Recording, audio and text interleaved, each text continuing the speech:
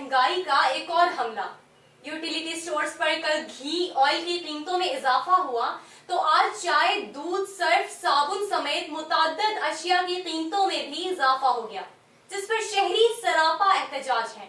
इसी पर देखते हैं डीएनएन की ये रिपोर्ट। मुल्क में पेट्रोल की कीमतों में इजाफे के साथ साथ अशियाए खुर्दोनोश की कीमतों को भी पड़ लग गए। हुकूमत आवाम को यूटिलिटी स्टोर्स पर रिलीफ देने में मुकम्मल तौर पर नाकाम हो गई। यूटिलिटी स्टोर्स पर कल घी, ऑयल की कीमतों में इजाफा हुआ तो आज चाय, दूध, सर्फ, साबुन समेत मुतअद्दिद अशिया की कीमतों में भी इजाफा कर दिया गया। यूटिलिटी स्टोर्स पर मुख्तलिफ ब्रांड्स की चाय में 150 से 173 रुपए फी किलो, जबकि आधा किलो चाय के मुख्तलिफ ब्रांड्स में 90 से 105 रुपए और पाव चाय की कीमतों में 40 से 50 रुपए इजाफा कर दिया गया। मुख्तलिफ ब्रांड्स के सर्फ में 10 से 30 रुपए इजाफा किया गया।